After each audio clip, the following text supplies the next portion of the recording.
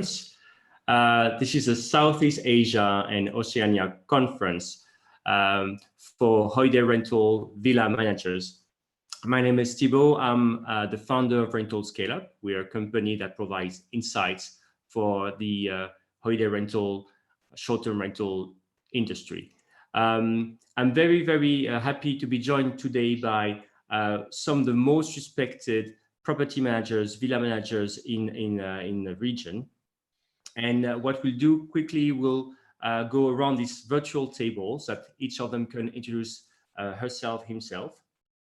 And then we'll go about asking a few questions to them about the trends they're seeing, also how the specific accommodations could be actually a good fit for people traveling in the future or even this summer. And we'll also be presenting a few of the sessions with the people who are not here today, the speakers who are not here today, but have kindly already recorded this. So once again, if you're watching this as an attendee, thank you so much for taking the time. We have recorded all the videos with all the speakers already, so they of course, they can be accessed for the next 2 days. So you have 2 days to watch the recorded videos, but do watch now this live session. So let's quickly go around this virtual table, and I will do it in the order of people I have here in this list on Zoom. So it's random. Don't take any offense. Don't see anything here. And Joe, you're the first one in the list. Joe, can you tell us a bit, please, about where you are right now and what your company does? Sure. So my name's Joe Burke. I'm the founder and director of Batch Break Taranaki. We're located on the beautiful west coast of North Island in New Zealand. We manage 90 stunning holiday properties and sleep up to 500 guests a night. Perfect. Thanks, Joe. John Stoneham, you're next. Hi there, Theo. John Stoneham, CEO of Elite Havens. I'm actually sitting in my office in my home in Singapore and have been now for 3 months. So I run a company called Elite Havens, which is the largest luxury villa rental management business in Asia Pacific. We look after about 320 villas covering Japan, Indonesia, Thailand, Sri Lanka, Maldives, and just recently India. We handle around about 80,000 guests a year and have about 2,500 villa staff we look after. Perfect. Thank you, John. So after Batch Break Taranaki, New Zealand, Elite Havens throughout Asia Pacific, we're focusing on Bali right now with Andrew and Baron. Hello, my name is Baron Jameson from Zenguest Bali. I'm the head of operation and I'm with Andrew. Hi, I'm Andrew. I'm the owner of Zenguest Bali. So we're a relatively new company, but quite ambitious. We have about 22 villas under management at the moment. And our focus is just Bali and the Seminyak and central area of Bali for our villa growth. Okay, thank you, Andrew and Baron. Still talking about villas, Villa Finder, we have Daniel here. Thank you, Daniel. How are you? I am good, Thibaut. So I'm Daniel. I'm working with Villa Finder. We are a villa rental platform with over 2,000 villas that we've picked all over Asia Pacific. We also offer concierge services for our guests and distribution solutions for about 90 owners, mostly located in Bali. Thanks, Daniel. And now we're switching over to Australia, and first with Quirin from, I think you're in Sydney, Quirin, aren't you? Yeah, hi everyone. Thanks for having me, Thibaut. My name is Quirin. I'm co-founder and co-CEO of MadeComfy. We are a short-term rental brand, mainly urban here in Australia and operating in sort of the capital cities. And yeah, we manage just over 600 properties and sort of looking into these current times with some tears, but also with lots of excitement because we see a lot of opportunities in this. We're not this old classic accommodation segment. We are there to disrupt and even more than before. And it's yeah, very exciting times and some great topics to be covered around that. Happy to have you, Quirin. And you can see that apparently in Sydney is the war of the backgrounds. Great background, Quirin, but let's see how Yoav is doing. Hey, Yoav, how are you? Yeah, very good, very good. It's also background, that's another thing that I learned from Quirin. So I'm learning a lot of things from him, but also to use Zoom backgrounds. So love our brands, both of us. Hi everyone, I'm honored to be here next to you, in the window next to you. My name is Yoav Turel, and I'm the Managing Director of Guesty in APAC. APAC is a property management software company specializing in the short-term rentals. We're a global company and we have a strong presence in APAC based in Sydney. Thank you all for making the time. I'm just checking whether anybody's reporting any issues with the live feed. No, which is fantastic, I must say. Good.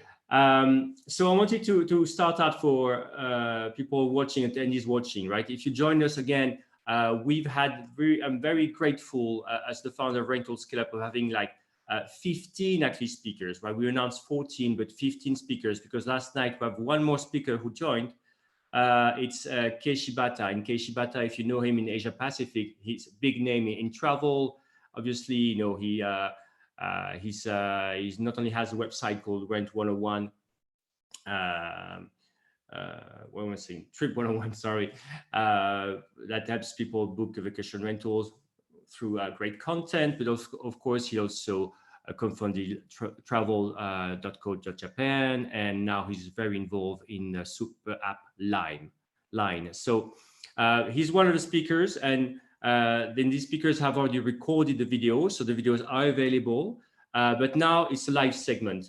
And to kick off the live segment, we have here people who are some of the biggest name in villa management, and actually I also think the three of you know Bali pretty well. So what are you expecting in terms of recovery for, let's say, the Bali's area, for example, to the villas? Who wants to get started?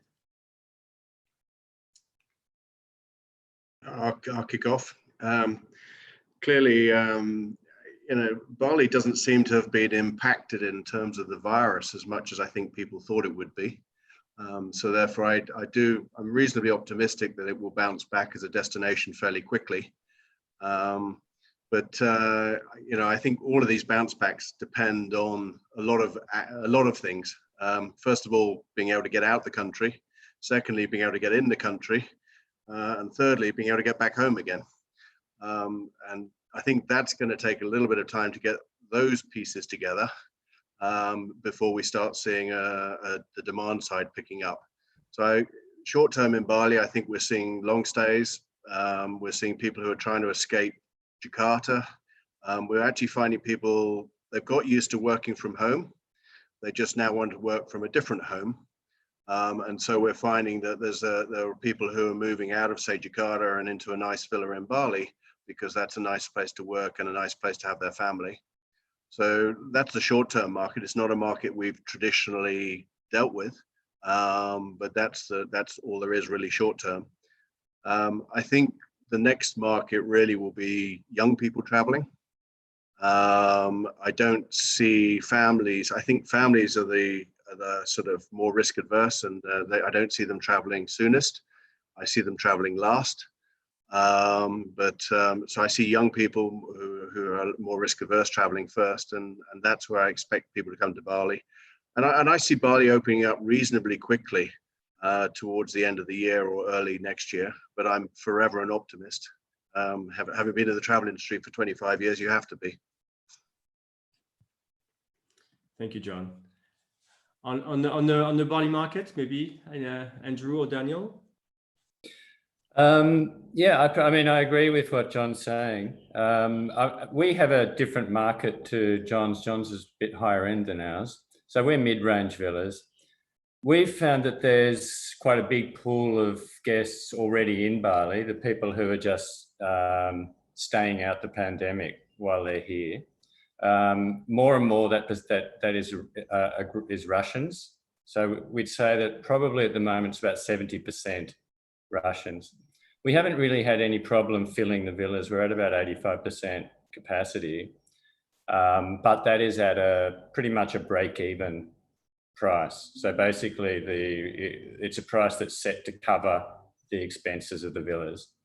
And we've found that the guests are renewing each month as well. We haven't had a problem with that because it's basically too much effort, I think, for people to move once they're settled in on a monthly basis. It's led to some interesting issues. For instance, in one villa complex, we've had issues with the Wi-Fi because it's never been as busy. Because, like John was saying, people are working, and they can have some pretty intensive bandwidth requirements. So we've had to upgrade Wi-Fi. Luckily, we have a deal with the internet provider at 50% Wi-Fi over the period. And then also there's just the challenge of people they're actually living in the villa rather than just staying for a few days. So they need different things. They need bigger fridges. They need, that sort of stuff that they need a bit more storage, for instance. So, yeah. They even ask for the washing machine, something like that. So you have to deliver washing machines nowadays, right? They ask for washing machines. We don't generally have a washing machine in a villa. Expanding maybe more on the region with Daniel, because what's been very interesting to what exactly Andrew pointed out, and so John, is that all the rooms, which is also a data company, you see in one of the sessions, they actually created reports, both PriceLabs and all the rooms created market reports. And what was very interesting with all the rooms, that we could see that people booking right now in Bali, but in Thailand as well, are Russians, Germans, and French. Koh Samui, for example, Germans and the French and the Russians first are very high. So of course, these stranded travelers, it's a big thing, but obviously, I guess we see longer stays, we see shorter booking windows, but I think that's also something probably that's going to end at some point, and we'll go back to other kind of bookings. So Daniel, how do you see it maybe across the region? When you hear this, what are your thoughts? I think I completely agree with what Andrew and John were saying. Obviously, we were seeing the same thing in terms of people currently booking villas, those longer stays, Russians mostly, and really at prices that no one will get rich from. These are prices that are offered now really just to cover cost and nothing else. So on the long run, though, I think that people still want to travel, obviously, and they will come back to Bali. What I can see looking at things such as Google Trends, for instance, you can see that there's been a huge drop in the number of people looking for Bali villas, Phuket villas, and the likes. It has bounced back since about 2 weeks. However, that doesn't translate into bookings yet. So people start looking again, which is positive. It's about 50% depending on the destinations, but what I see is about 50% of the intent, at least, from what it was just a couple of months back. But of course, that doesn't transform yet into real bookings, apart from the odd ones and some of those more risk averse travelers that John was mentioning earlier. Yeah. And Daniel, Daniel, what period are they looking? What booking period are they looking at? 2021. That's what I see at the moment is really 2021 from April onwards. Yeah, that's really the two sorts of requests that we're getting at the moment, and that's very, very similar for all destinations. Is either those long stay right now or bookings from 2021 and further. There are a couple of people booking already for Christmas, New Year, though. Yeah, this is not the majority. I'd say that's right, Andrew. I think we're getting three types. There's people who are booking for tomorrow, and booking for a month. There are people, we're getting quite a lot of bookings for Christmas now. And I think people feel that's probably the first time we'll get international travel. We probably may even see our first Australian, New Zealanders coming then. And then everything is Easter onwards for 2021. Interestingly, we're getting quite a lot of wedding bookings. I mean, we do a lot of weddings anyway. and I think people are confident enough to book their weddings for next year. I think the biggest difference is that everyone's got a different cancellation policy now. The cancellation policies are far more flexible to encourage people to book, which carries a sting in the tail later on if it's implemented. Yeah, John, that's an interesting one also, because I mean, if you're talking about a different time period, for instance, August, September, because we are getting inquiries for August, September now, but I don't want to take them because they probably are not going to be able to make it, and they're blocking out our ability to extend the monthly bookings in those villas. So basically, yeah, we're only really interested in 2021 as well. But as you say, the flexible cancellation is really, no one's going to book with strict cancellation policy at the moment, I don't think. John, let me ask you, are people asking for discounts for next year? Actually, the discount sensitivity is not so bad for next year, actually. We're finding that people, they know what they're paying for, they know what they're getting, you know, and you know, as you bring the prices down, then something has to compromise somewhere, you know, and at Elite Havens, we won't compromise, you know, so we won't damage our brand.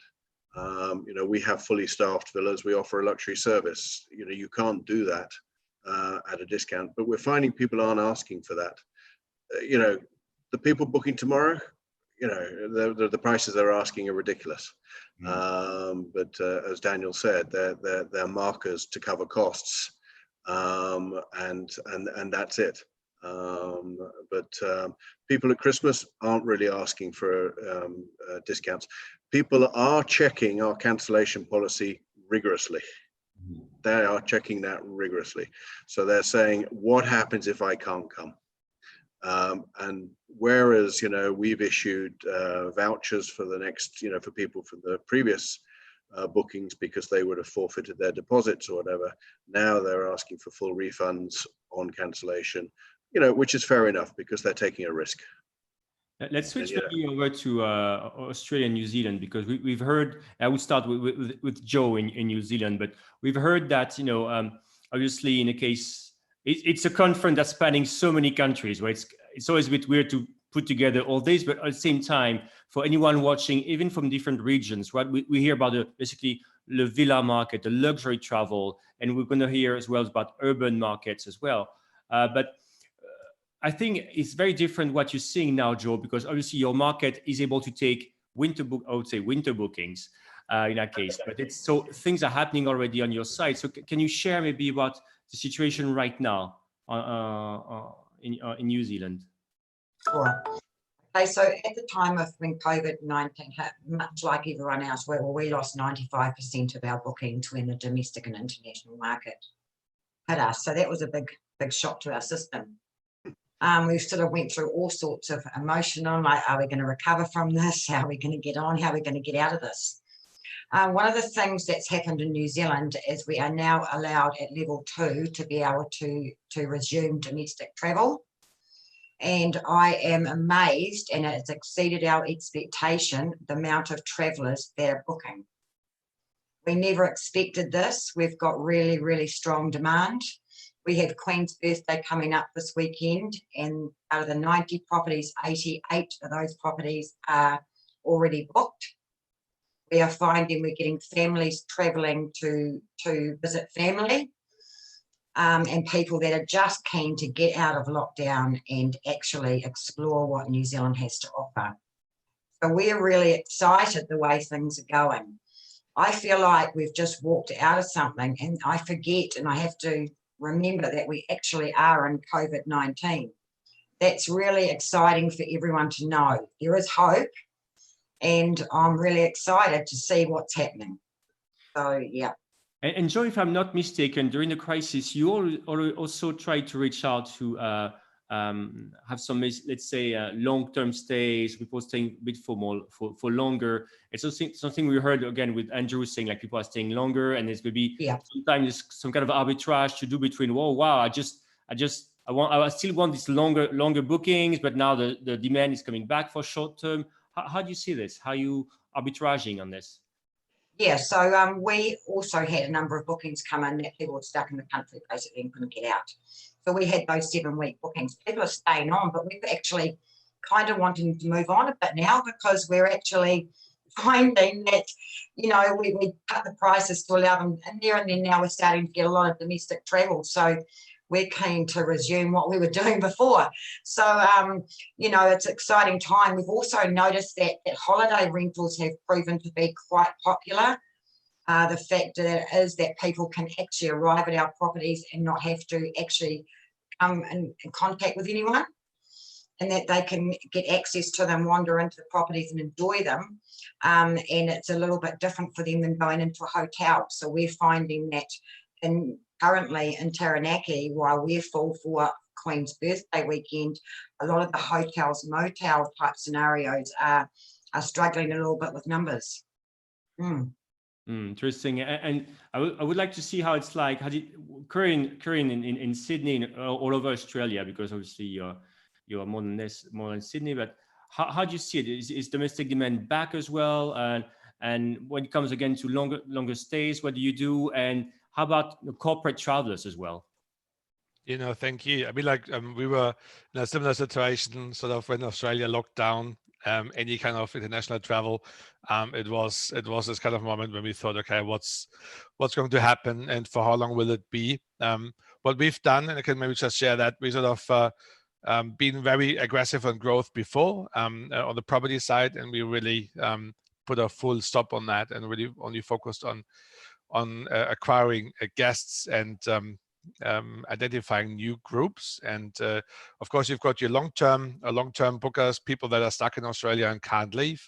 But we really focused on hospitals, service workers, the government, to actually get into the same pool where hotels are in, not for quarantine, but for supporting, again, healthcare, and been very successful on doing that. Now, in Australia, we are still in a point where until 1st of June, you really can't travel for leisure here in New South Wales and in Victoria. 1st of June is when these borders are all these limits are opening. And we've seen, since it was announced, a significant increase in bookings. We went from sort of 40 to 50% occupancy rates that we had over the last couple of months, now beating that. And the trend is incredible. The booking window is really short. Previously, it's been pre-COVID around sort of 30 to 60 days. And that's sort of the big shift that we are still seeing, that people are still like waiting as much as they can to sort of book anything. But when we look into June, June is traction-wise stronger. Usually it's a bit of a low month for us, and it's traction-wise stronger than it was last year. In regards of booking that we're receiving, which is fantastic, great first news, but we are still quite early early in the exit of COVID-19, but very promising and encouraging in generally. When we look then onto the hotel side, so we are always say like what it currently does, it really gets us all here closer together. Short-term rentals have been a bit of a scattered industry and everyone's doing their own thing, but I think they have this opportunity now to really grow on market share, and the ones that are losing is not going to be us, it's going to be hotel chains, the big ones that have had all of that before. And when we look at occupancy rates in Sydney, hotels are running at 21%, including forced quarantine. It's significantly less, and it's now for us all to sort of listen to guests, what is important for them, what makes them feel safe to stay in our properties. And with ours, I really mean short-term rentals. It's all around making sure we follow clear standards on the housekeeping, cleaning side, sanitization, communicating that very clearly, and creating that confidence that hotels were able to really communicate over the last years super well. This is where we can gain and improve, and if we do that, we will get that trust of travelers, and there will be no doubt a preference for self-contained properties in general for the near future, where you don't have to be in restaurants, in lobbies, in co-working spaces. You can simply operate from your from your place and live at your place. And so that's the great opportunity that we all have, leisure as well as corporate, urban as well as regional. That's my strong belief. Thanks, Quirin, for MadeComfy. And linking to that, you have obviously Guesty has been very active in publishing a lot of content and helping out property managers with guidelines, for example, on cleanliness, right? So that topic of cleanliness, for example, how big do you think it's going to be, and how are you guys helping out, for example, with Guesty? I think, is your marketplace able to help property managers find solutions, for example? Cool.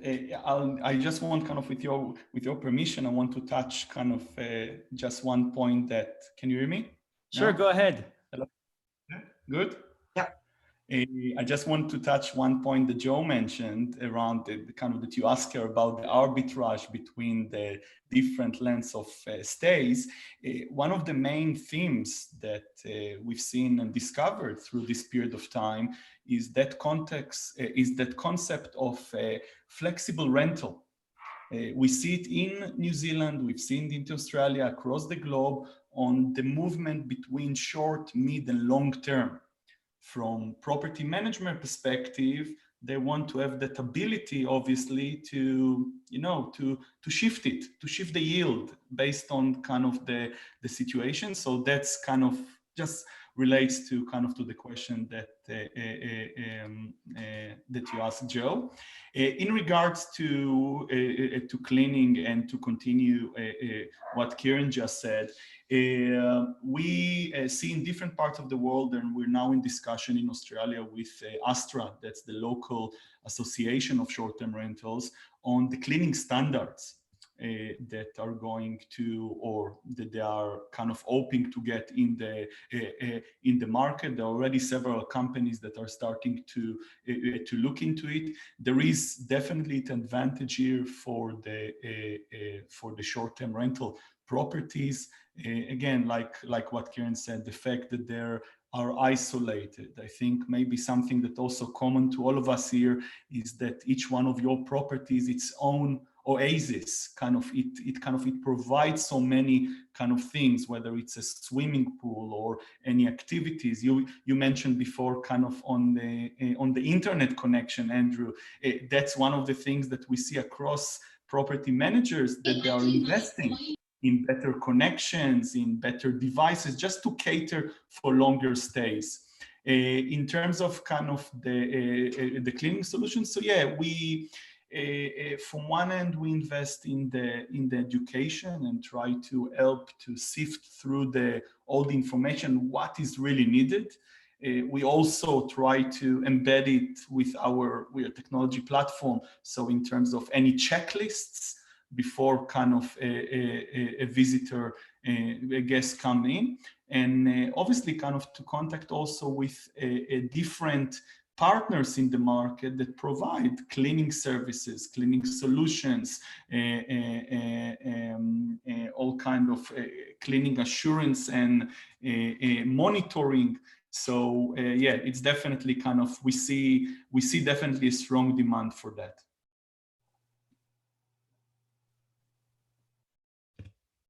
I muted myself so that you guys couldn't hear the cat meowing. Thank you, Yoav. It's very interesting as well, because I think you talked about cleanliness standards and all these different standards appearing as if they were new. And I think Quirin talked about as well that self-contained spaces winning in the industry. But I think when it comes to villas, for example, especially like mid-range or luxury, right? I don't think we waited in the industry for this crisis. Hopefully we did not, to have like cleaning standards, trained staff, and a thing. And I think John, for example, for Elite Havens, there's a fact that of course the staff has always been trained on this. Also, sometimes the staff is also attached to the villas. How do you think this kind of like, how do you see basically the villa format being something reassuring to your travelers? I think the big positive to come out of this is more people will try villas and come away realizing the experience is far better for groups and families. You know, it's not ideal for everybody, but it's a very good, cost-effective, and a very sort of a very pleasant way to spend a holiday with your family or extended family or groups of friends. So I think the positive to come out of this is more people will try villas, and people will come away positively about that. In terms of cleanliness and everything, I mean, we've never gone around having dirty villas, I hope. We've always had very high cleaning standards. What we have had to train our staff, now we may be different from Australia in the fact, and New Zealand in the fact that our villas are all staffed. So we have people in the villa. What we've had to train our staff is to understand how much presence the customer wants. But again, this is not new to us. You know, we have some customers who really don't want to be disturbed at all. They just want to have the villa to themselves, and they just want service, maybe at dinner service or breakfast service. And so they really want total isolation. We've got other customers who just want full-on service, the same service they would be getting maybe in a top end in a hotel. They want that full-on service. And we're very cognizant now that we need to understand that very quickly from our customers, what they're looking for. Now our staff are trained to sort of understand the customer, and so we try and sort of get a very strong feeling early on how much they want to see the staff and how much they don't want to see the staff. And I think there's a real, you know, whereas before there was a whole range, now there's either they don't or they do. You know, there's very few in between. And then the staff, you know, have to work accordingly. So dinner time, we've got some guests who will have full service, wine service, meal service and everything. And other times they just want the food put out, the staff to disappear, maybe the chef to go through what is being served for dinner, and then to have dinner as if they would at home, serving themselves, and complete isolation. And then I think the other things are to do with masks, to do with, you know, what people expect the staff to be wearing, and again we try and work with the guests very quickly to make sure that we're in tune with the guests. At the end of the day, it's their villa to stay in, it's their holiday, and we're there to make sure they get what they want. What we're finding is that's changing in the short term. You know, I expect things to go back to normal sort of next year, and people to want the high levels of service, but we're going through a transition period now where people are scared, and people are scared on both sides of the equation. Trust me, the staff are scared too. The staff have got guests coming from all sorts of countries, from Russia, from China, you know, from all the Asian countries as well, and they're as concerned about taking something home as they are bringing something to the guests. So this works both ways, and I think, you know, and I think both our guests and our staff are quite sympathetic to that and act accordingly. Who wants to comment on that before I switch over? We have somebody new who joined, which is Richie, and we talk about data with Richie, but anybody else wants to chime in on cleanness standards and what expectations? Yeah, I think that generally guests have wanted, you know, I've had guests phoning me saying, look, I'm coming into your property. Can you please advise me what your cleaning standards are? They said they were staying somewhere at the time and the people were very vague on what that looked like. So it's so important to have really good cleaning standards. We also use a linen company to supply and launder all linen, so it's all commercially laundered and things. So yeah, I think it's become very important that even though there is generally high standards in our industry, it just makes sure that our staff are well trained to make sure they're cleaning light fittings and knobs and light switches and all the things, you know, before guests go in, so they're assured of a quality property that's been cleaned to a very high standard. And Joe, I know that on your website, when people go to your website, Backbreak, Taraniki, it's really obvious you put this cleaning, professional cleaning item first. How do you also convey that message that is professionally done on other platforms like OTAs? Is there a way for you to? Are you also doing this on this platform? Well, it's more difficult. I mean, we have to do it manually at the moment. So what we're doing is putting up a statement on our listing saying that, you know, our staff are trained to Ministry of Health guidelines, properties that will be cleaned to that guideline, you know, and that our linen is commercially laundered. So I think it gives people confidence when they're booking, but it's a manual process and we're having to do it manually. And when you're doing it across all platforms and pushing that through, you know, it gets quite time consuming. So it'd be good to have some, you know, ways of doing that easier, you know, because it is, as I say, it's becoming critical. Cool. Thank you.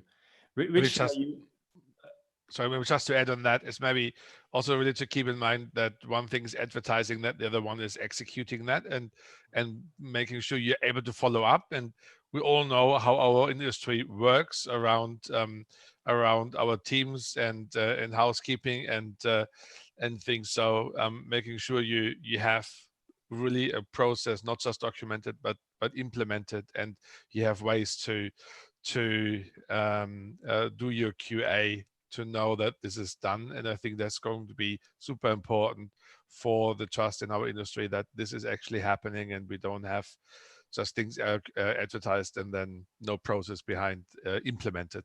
Yeah, a very important bit. Thanks, Quirin. Richie, are you? I think you're among us. Can you hear us? Yeah, I can hear you guys. Good. Thanks so much for joining. What time is it where you are? I'm actually in India, so it's not bad. 1 p.m. Sorry, I just got a late invite to this thing. Oh, so yeah. Really sorry for being late here. I thought you were in Chicago somewhere. No, I moved back to India a couple of years back. Okay. Let's start.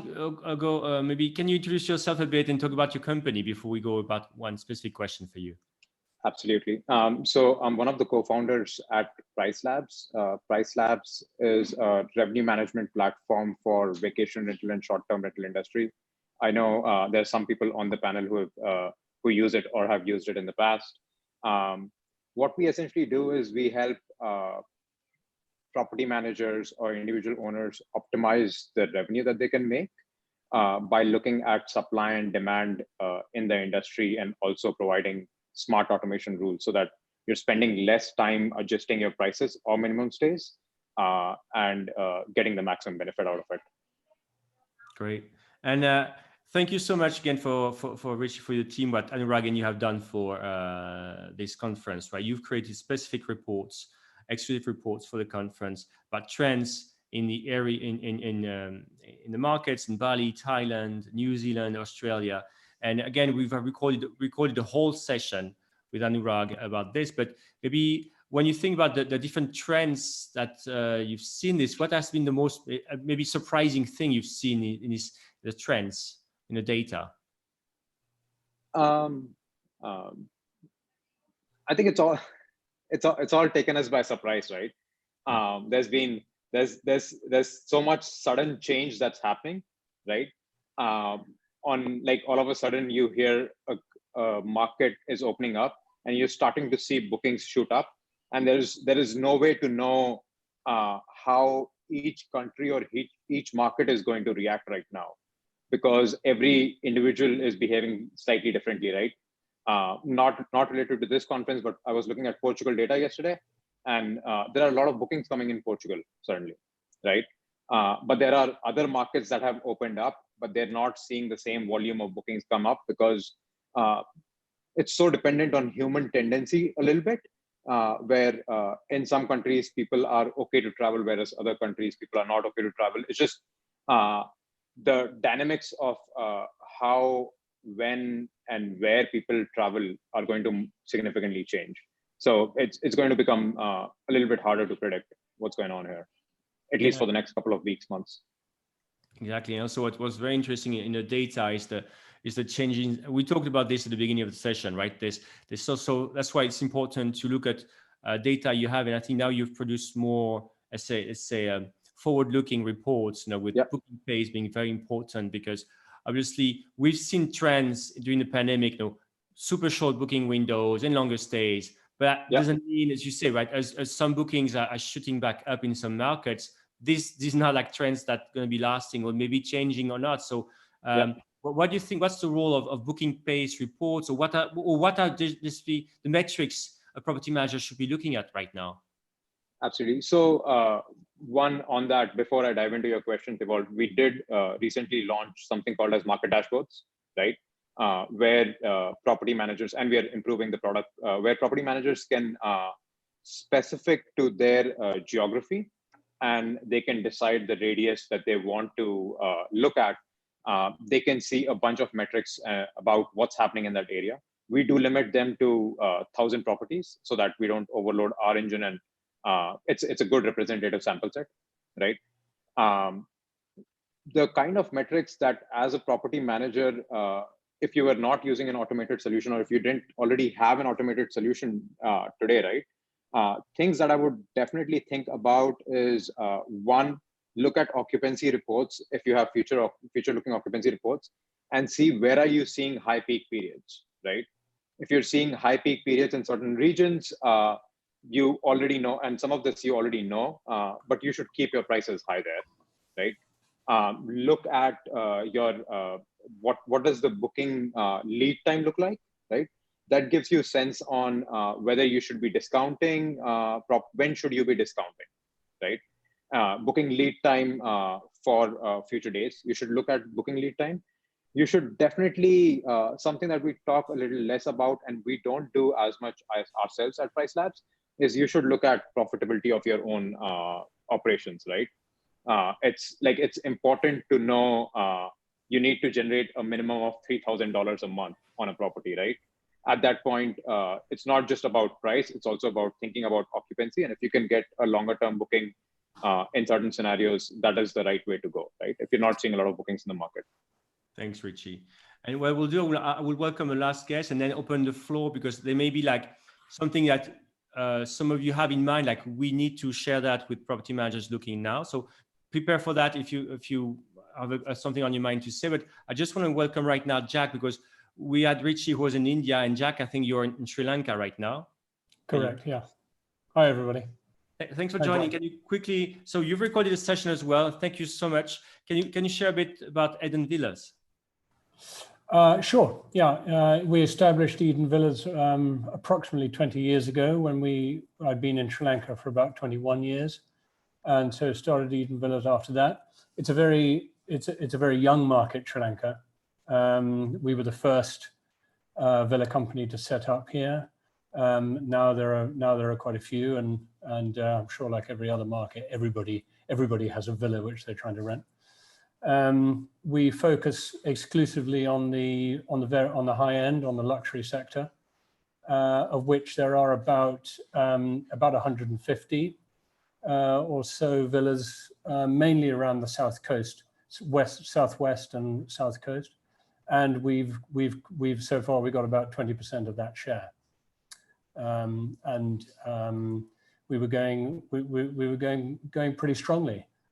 Even though Sri Lanka's faced quite a few challenges particularly over the last 10 years, this one is the first in which we're all in the same boat. So it's a new experience. It is, and we talked a bit earlier about the villa markets, how things are adapting, and just to have an idea. So who do you think would be, if any new bookings? Do you see trends, or do you see inquiries? If you have new inquiries, let's say for this year, next year, what are the countries? Who is looking at the villas in Sri Lanka right now? So we were quite lucky in that we managed to, a lot of our guests managed to agree to accept credit notes. And so we didn't have to offer much in the way of refunds. And some of those people have already rebooked for the first quarter next year. In terms of new inquiries, they're very few and far between, actually, internationally anyway. But we're seeing a little bit of interest coming out of the UAE. And the UAE actually for us was an increasing market from about the last sort of 2 to 3 years. We had a lot of journalists coming and a lot of good write-ups. So that we hope that that's our sort of what Bali is to the Australians. We hope, it's a lot easier to get down to Sri Lanka from the UAE, and they don't mind if it's raining. So that's doubly good for us. Yeah, if you're going from Dubai, you love rain. Yeah, and to a lesser extent, where we have to compete particularly with with the very strong Bali and Thailand is expats in Hong Kong and Singapore. Interesting. So expats probably going to be a good market for a lot of us.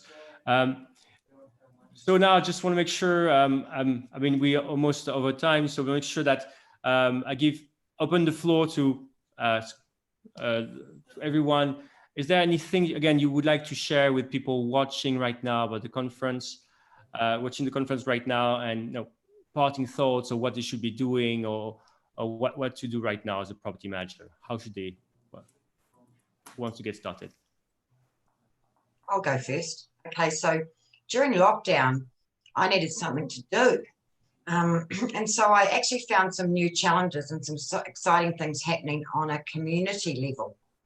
So working with local government and venture Taranaki, which is promoting Taranaki region. So it's been awesome because it's allowed me to work on some other projects. We've always seen as a disruptor to the industry. So it's really important that those relationships, be formed, and I found that this has given me a bit of downtime and a bit of opportunity to look at some of those different projects, and it also inspires you. It's a little bit outside of what you normally do. And things have been well received. We've been working on an app here which will allow for everything to come together as a hub, all your events or your adventure things or your accommodation or your restaurants, etc. And so we're really, really working hard locally to do all that, and it's exciting. And we'll be looking at promoting that domestically, but also, we'd like to offer, once our international travellers can come back in, they can download the app, they can go to those hidden spots around town that they wouldn't even know about. Visit some of those hidden art places, some of those great cafes that our locals experience. So just a word of advice would be just to take this time to also, reach out to the local community, and as a disruptor, maybe start to change some of that. Thank you. Disrupt. Who wants to take it next? Yeah, I just had a comment. I mean, it's fascinating. Can you hear me? Yeah. Okay.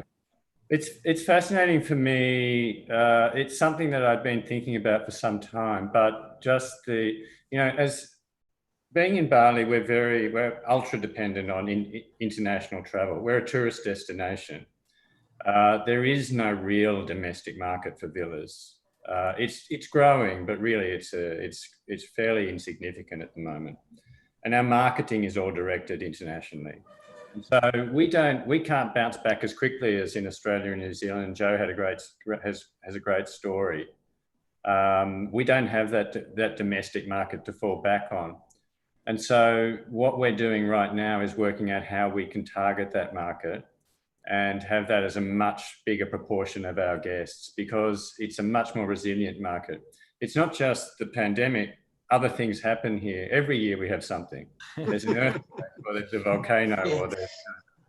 and actually the domestic market is much more resilient facing those sort of crises than the international market. Internationally, they're much more likely to cancel. So that's what we're looking at and using the next couple of months to work out how we can target that market more effectively, because it's a huge market in Indonesia. Yes, yeah, good market. Somebody else wants to have some parting thoughts? Yeah, perhaps I can add a word. I think Jack's probably about the same age as me. We've been in the travel industry quite a long time, and we've seen quite a lot of these bumps along the way, whether it's SARS or whether it's financial crisis. I have to say this is deeper, longer, wider than anything else we've ever experienced. But what I would say is people have very short memories, and things do tend to bounce back much quicker than you anticipate. And it's very difficult to see from the very difficult position that most people are in right at this moment, when they've got very few bookings coming in, owners who are twitchy, properties which need maintenance, etc. But my experience has been over the years that this bounces back very quickly, very, very quickly. And, as I said earlier, I think we're in a lucky position that people will now see our type of accommodation as the future. And so I think the bounce back will be that much more enhanced. So I would just encourage people to be optimistic. It's because ultimately we'll look back on this and learn a lot. But you know, people will travel. People don't stop traveling. People don't stop experiencing.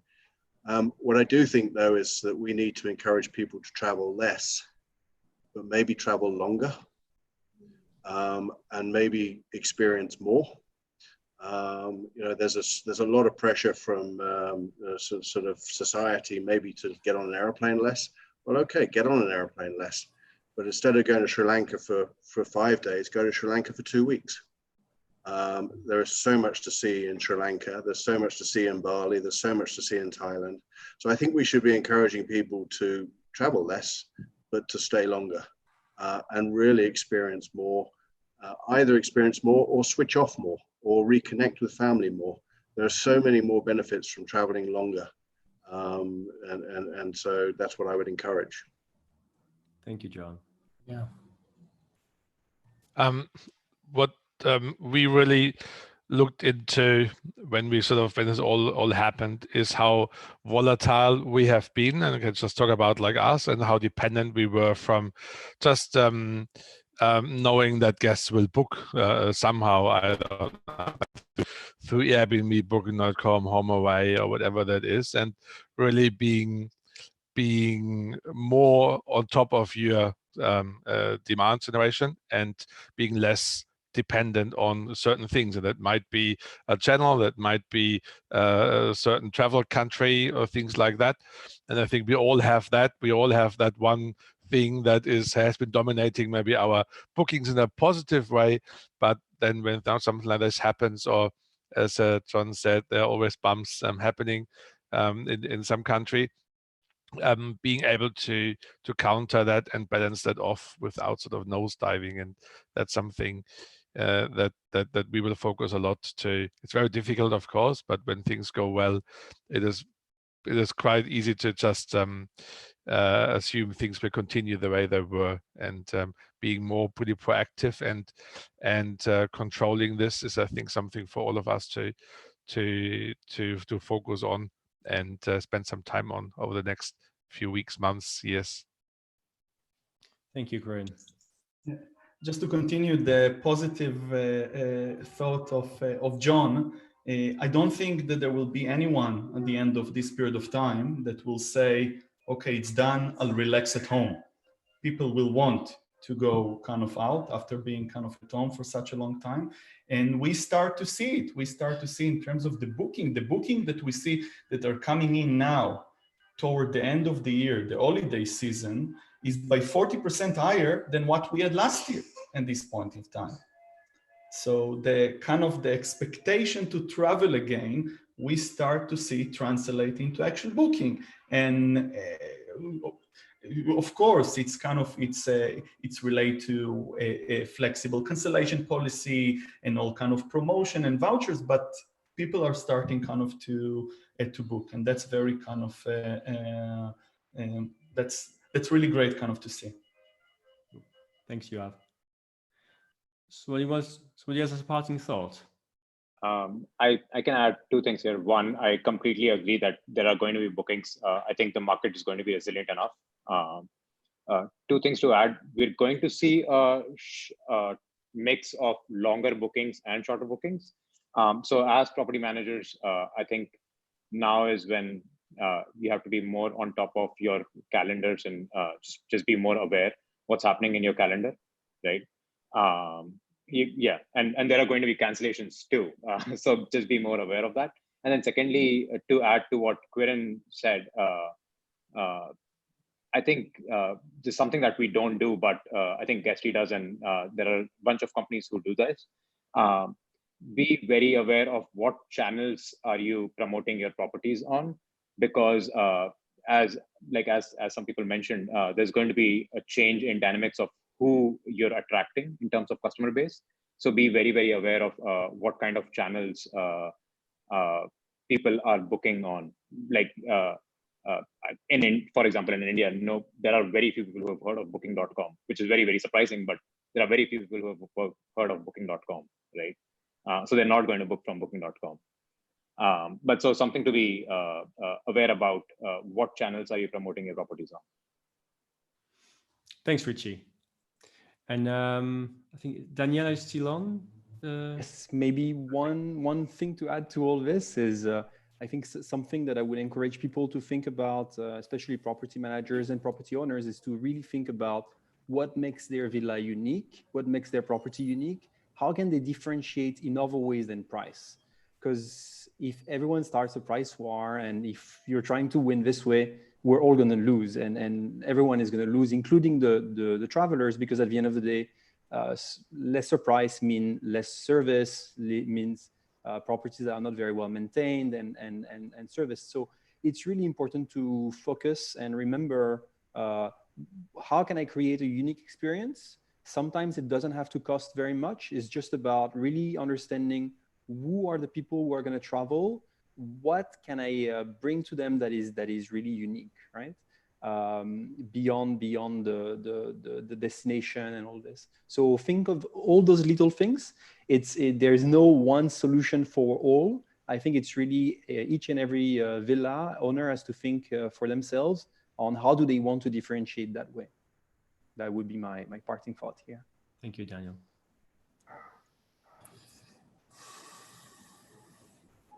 All right, thank you so much for your time today. Really appreciate that. Andrew, Jack, Joe, Daniel, John, Quirin, Richie, you have Andrew, Baron, of course, as well.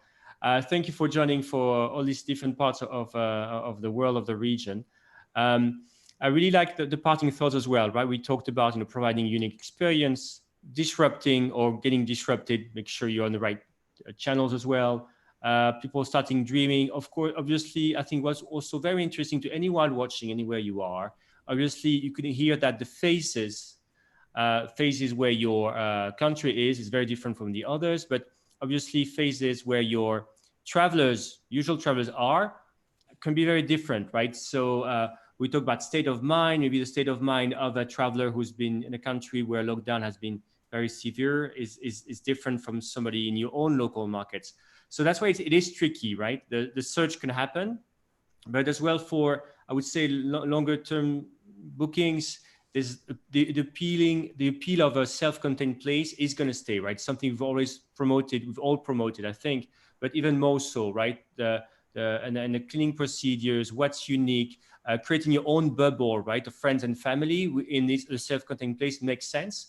So I think what I'm just trying to summarize here has been really well developed by each and every one of you in the sessions that have been recorded. Again, they're available right now on the conference page. So I would like to thank you, everyone, the attendees for watching, speakers for being there and showing up even for this live kickoff. I was not expecting so many of you. I'm very impressed. And yeah, thank you so much for your time. And I hope to see you in person in each and every of your countries. Take care. Thank you. Take care. Thank you. Bye. Bye. Bye. Thank you.